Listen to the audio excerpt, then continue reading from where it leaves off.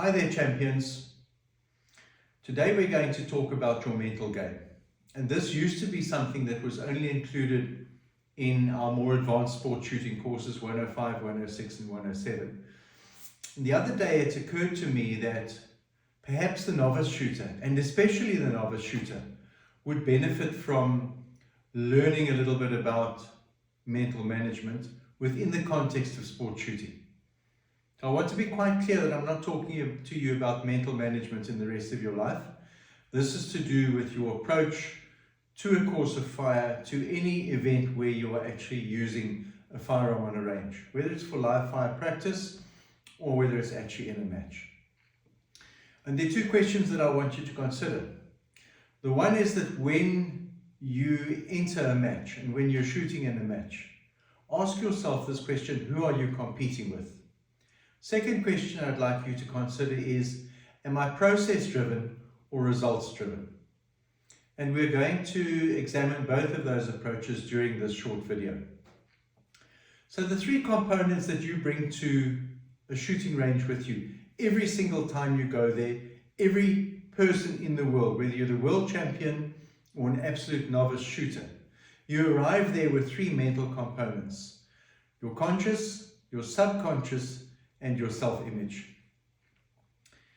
And each of the three have a unique role to play in the way that you perform on a specific match or even in a specific live fire session.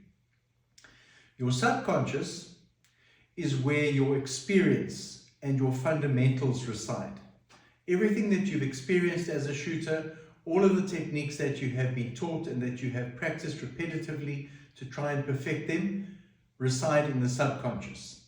That's the part of your brain that ties your shoelaces. It's the part of the brain that turns the indicator on the car and helps you to change gear or manages changing gear in a motor vehicle without even thinking about it once you become an experienced driver. So your subconscious is where all of your techniques will sit. Your conscious is what drives you through a specific course of fire. It's the RAM. The random access memory of your mental computer.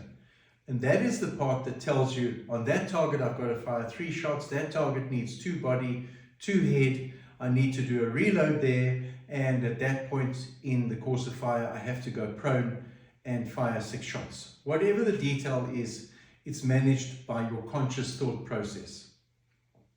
The self-image that comes along with you is the way that you view yourself in the context of sports shooting. And it has to be balanced with the other two. It has to be balanced with the subconscious and it has to be balanced with the conscious. So to give you an idea, somebody who has an overinflated self-image will go to a range or the night before a match where perhaps the shooters are together, staying together, and have a lot to say about how he is going to outperform this one and outperform that one and beat this one and beat that one the next day. Where in reality, he actually doesn't have any control over how those people are going to shoot on that match. And even if he is going to beat them, it's still an inflated self-image. If your subconscious is out of balance and it's overinflated, you will be over-concerned with doing every single technique absolutely perfectly, executing everything that you do with absolute precision. That is the type of shooter that one would see going through a course of fire very, very slowly, making sure that everything is absolutely perfect, pressing the trigger, looking for the hole where it's supposed to be, aligning the sights again, taking another shot, and then moving on to the next target. So that's an overinflated subconscious. The overinflated conscious will allow you to be distracted or cause you to be distracted by what's going on around you. You'll be listening to the comments behind you, behind the line when you're on the line ready to shoot. You'll be concentrating on the wonderful stage that the previous shooter, who you regard perhaps as your competition, has just had. And you will find that that will steal focus from your random access memory. It will steal focus from what you should be concentrating on in your course of fire. And it's happened to every single one of us. Every world champion whose videos I follow, whose teachings I follow, I have seen them make mistakes on stages, on courses of fire, where they have done something in an order different to what they planned, or they have just received penalties for doing something wrong. But one way or the other, even the world champions make those mistakes. So this is not an infallible method of working with these three components. But what I'd like to share with you today is just a recipe, perhaps, to try and help you to understand how to employ them or balance them at the start of a course of fire. First of all, you need to be process driven. You need to concentrate on the process of your specific course of fire, of your shoot, that you do the best possible performance, the best possible process at that course of fire. Target for target, step for step, technique for technique. Forget about measuring yourself on results. You cannot say to yourself, I have to win this stage. If I don't win this stage, I'm going to lose the match. That's results driven, and you don't have any control over whether you're going to win that stage or not. The only thing that you can control is your own shooting. So forget about the other competitors. The competition will soon enough find its own level when the shoot is over and the scores are announced. So process driven rather than results driven. Concentrate on technique rather than what the other shooters are doing. That will free your mind to concentrate on your course of fire. So essentially what I do, and that I find quite useful when I go up to the line, I'm called onto the line, next shoot on the line, and I step up there, I'm waiting for the load and make ready command.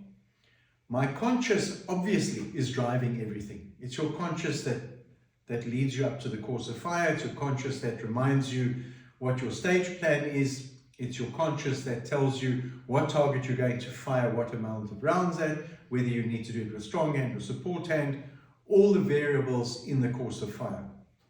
So Mr. Conscious, for me, says to Mr. Subconscious, just a wake up, hey Mr. Subconscious, this is your turn and your chance, your opportunity to step up to the plate. When we start off here, I need to do a turning draw to the left, fire 2 shots on each of those 2 targets, transition to the right, almost 180 degrees, and engage that steel plate at 12 yards or 12 meters. Your job, Mr. Subconscious, is to make sure that that gun comes out flawlessly, that the grip, the sight alignment, the sight picture, your trigger press and everything else are the way that they should be. The way that you and I, Mr. Subconscious, have practiced this tens of thousands of times. The self-image is bringing you up there with a conscious approach to the stage. And it doesn't matter. It's now at that point in time, it's irrelevant how much training you've done, how much planning you've done, and whether your magazines are correctly loaded, whether your shoelaces are tied, whether your shooting glasses are clean, whether your earmuffs are set at the correct level or whatever. Simply put, when the buzzer goes off, you are who you are. It's too late to change any of that stuff. So don't allow those issues to interfere with your RAM and your concentration on the stage. Your self-image, critically important that you arrive at the match and at every course of fire with a correct self-image. And simply, it needs to be positive about yourself and your abilities within the context of the sport shooting that you are engaged in. Whether live practice or a match, it doesn't matter. And one of the ways that you will be able to do that is to have what we call a self-image booster. I learned this from Mike Seeklander's teachings, a self-image booster.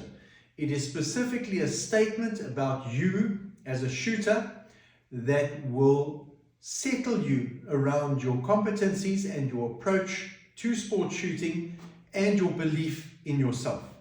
It's a positive statement. Mine, and I'll share it with you to give you an idea of how it should work for you.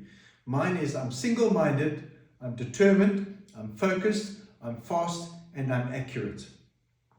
And I truly believe that within the context of my own shooting. I'm not comparing myself to a Max Michel or a Mike Seeklander or even a local champion. Within the context of my own shooting, I firmly believe I'm single-minded, determined, focused, fast, and accurate. And I carry that statement with me all the time. I repeat it to myself during the week. I repeat it to myself before shoots. I repeat it to myself before dry fire. I repeat it to myself before live fire practice. And I certainly repeat it to myself on the line when I'm waiting for that all-important load and make ready command. So guys, to journey further down the road with me on this, stay tuned to the Patreon broadcasts and the Patreon videos.